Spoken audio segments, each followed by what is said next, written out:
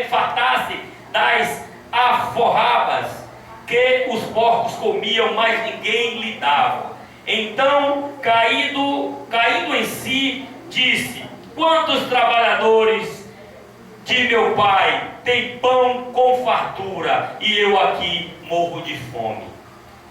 Deixe sua Bíblia aberta, feche seus olhos. Senhor Deus Pai, nessa noite, Jesus, te pedimos, Senhor, uma palavra, Deus, nesse ano de 2016 que se finda, Pai. Te pedimos, Senhor, que o Senhor venha trazer a revelação do céu, Pai, para nossas vidas, através desse texto que o Senhor colocou em meu coração, Pai.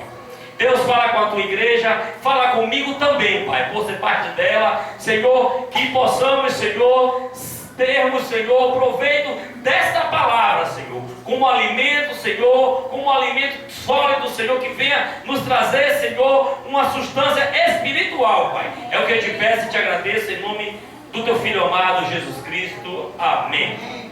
Irmãos, aqui é um texto bastante conhecido, que Jesus se assenta, né? A roda da multidão se assenta ao redor dele, e algumas pessoas já criticaram, né?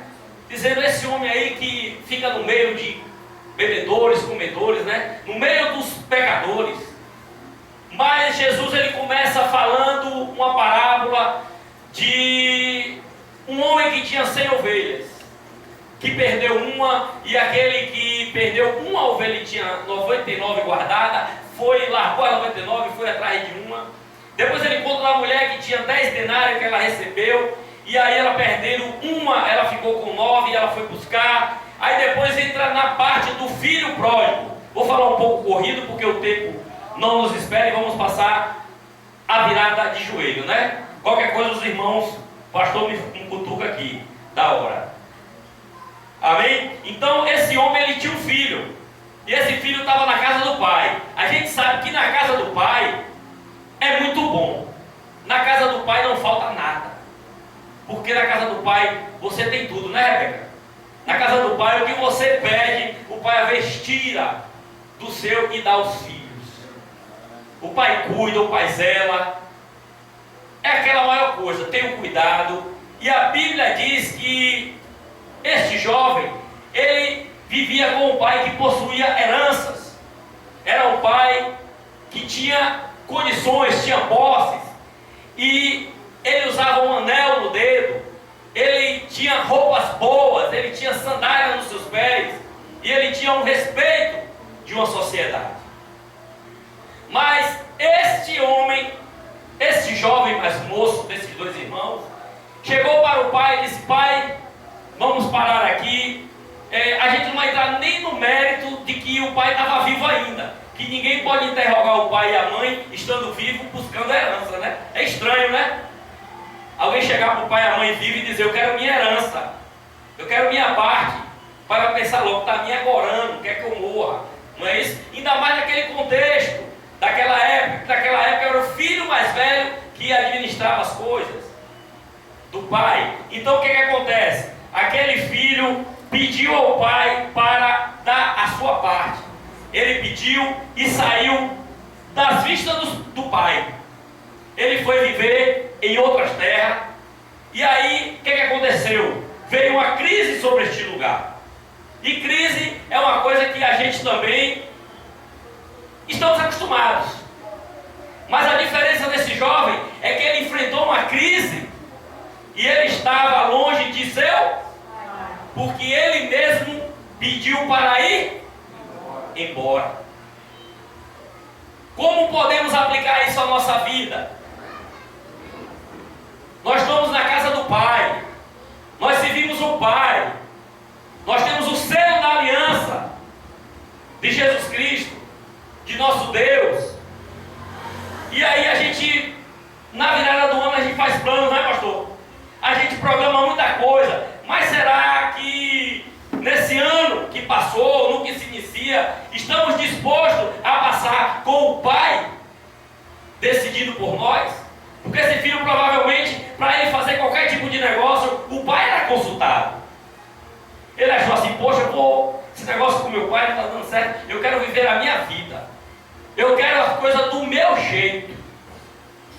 Ele, por certo, estava achando que ele sozinho ele dava conta, que sozinho era melhor para ele, que ele escolheria melhor, porque com certeza o pai tinha mais experiência.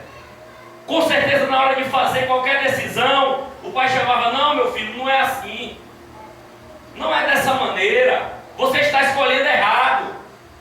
E talvez isso o filho, por ser jovem, quem já foi jovem sabe que o jovem é pela sua força, é pela sua decisão. O jovem acha que sempre está certo. Pergunta para o pai e para a mãe de adolescentes para ver o que é que ele acha. Acha que a mãe está errada, acha que o pai está errado.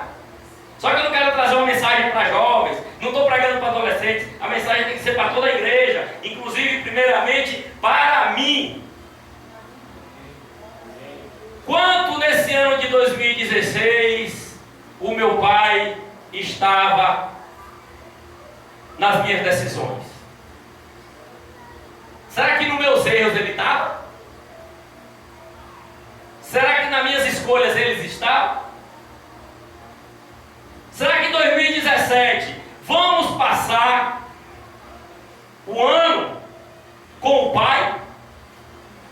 Porque eu tenho certeza que se esse filho ele tivesse com o pai, ele não iria passar fome. Ele não ia estar cuidando de porcos. Porque nesse contexto que Jesus estava falando aqui, criar porcos era uma coisa que nem o cara não queria nem ser dono de porco. Imagine cuidar de porcos. E esse jovem, além dos porcos não ser dele, ele ainda era empregado. E ele comia o que sobejava dos porcos. Eu tenho certeza que aquele rapaz ele adoecia, mas ele tinha o ombro do pai. Aleluia. Aquele rapaz tinha suas armaduras, suas decepções, mas o pai dele estava ali. Provavelmente ele fazia alguma coisa errada, o pai não tem nada não, meu filho. Muitas vezes se corrigia. E com certeza o pai corrigia. Deve ter sido uma das coisas que fez ele querer viver sem a opinião de ninguém. E eu trago isso para a nossa vida espiritual. A nossa vida em 2016. Será que o Senhor vai estar nas nossas decisões? Porque uma das maneiras de Deus deixar passarmos lutas, passarmos provações, às vezes é porque é a única maneira da gente enxergar que está errado. Porque se Ele falar, a gente não escuta, a gente não acredita. Então Ele tem que deixar.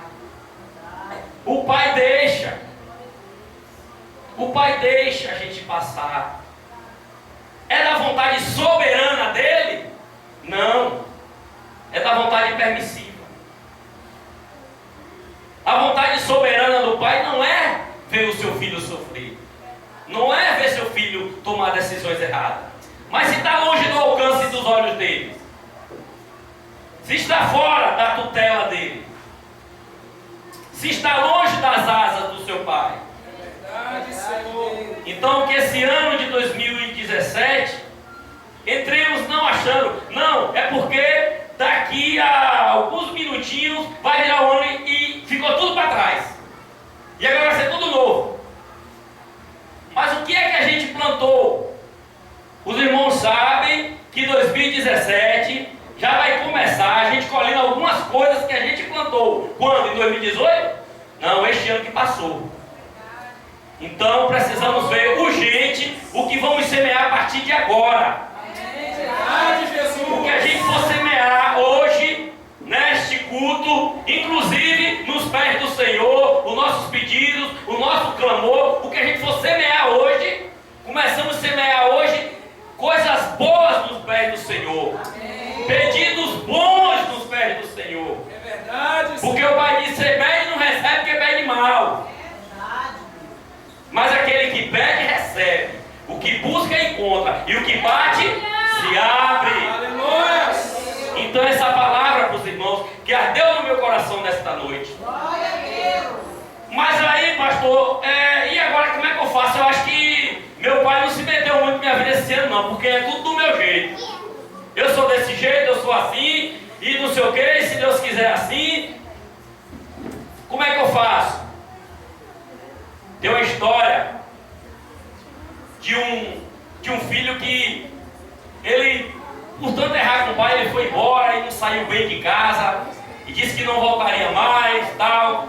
E parecido com essa história, foi copiada.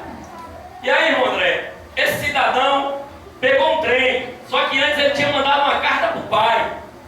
Ele disse: pai, eu vou e eu sei que o trem passa na frente da tua casa. Eu quero um sinal que tu me recebe, que tu é um pai que me aceita. Porque eu também não quero chegar aí e o senhor não me receber. Quando eu chegar aí, o senhor vai estar bravo comigo. Vai ser uma decepção grande. Eu não vou querer. Então o senhor amarra,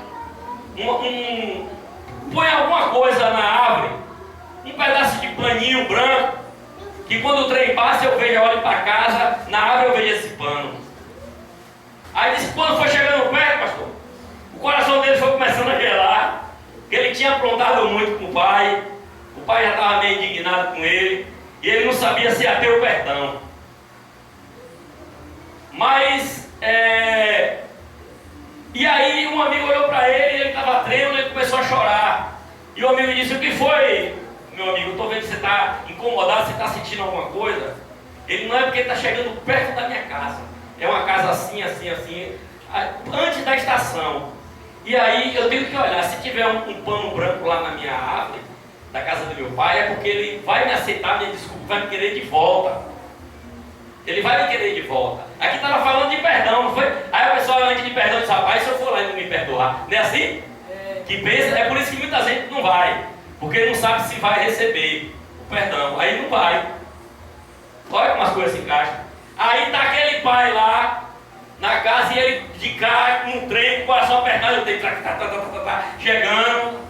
E aí ele diz: faz um favor para mim então, já que tu perguntou, fica olhando aí pro lado da minha casa, se tu vê um pedaço de pano, aí tu me fala, se não, deixa eu passar direto, porque aí na estação não ia parar. E aí, meu amigo, quando foi chegando perto, o amigo disse: lá vem. Aí ele pegou e virou a cara pro outro lado, e o trem tá passando. E aí um amigo disse: rapaz, não estou vendo um pano branco não, eu não estou vendo um pano. E aí esse jovem, eu sabia, desesperado, ele: não estou vendo um pano não, um pedaço de pano não, eu estou vendo uma árvore toda coberta de branco. Aleluia! Assim é o nosso Deus, irmão. Aleluia! Porque o filho caindo em si, aqui no texto, ele diz o que? Vou para o meu pai. O que é que o texto diz? Levantar-me-ei e irei ter com meu pai, e lhe direi: pai, pequei contra o céu perante ti, não sou digno de ser chamado teu filho, me recebe como um dos teus trabalhadores. E levantando-se foi para o seu pai. Vinha ele ainda de longe quando seu pai o avistou, e compadecido dele, correndo, abraçou e beijou. Quando ele estava de longe chegando, o pai já estava de lá avistando ele e recebendo. Assim é Deus. Quando a gente cair em si, quando eu cair em si, quando você cair em si, que está errado, o pai já vai estar assim, ó, esperando você. O pai já vai estar assim esperando. Aquele pai natural, pelo amor para o seu filho, ele não amarrou um pedaço de panozinho branco, não. Ele cobriu foi a árvore toda. Assim é Deus, irmão. Muitas vezes, por a gente ter um coração duro, a gente acha que Deus também deve ser um carrasco. Deus deve estar lá, doido com chicote para dar na gente. Vai chegar o dia do julgamento. E vamos ter que enfrentar o grande trono branco. Vamos passar. Vamos dar conta de tudo que fizemos. Mas enquanto há vida, há esperança. E o Senhor disse que onde abundou o pecado, superabundou a graça. E a Bíblia diz que é pela graça que sois salvos. E isso não tem nada a ver com nós. Isso é dom de Deus, é dele. A gente querendo ou não, ele perdoa. Amém, irmão? Então só depende da gente cair em si, né? Vamos voltar para a cobertura.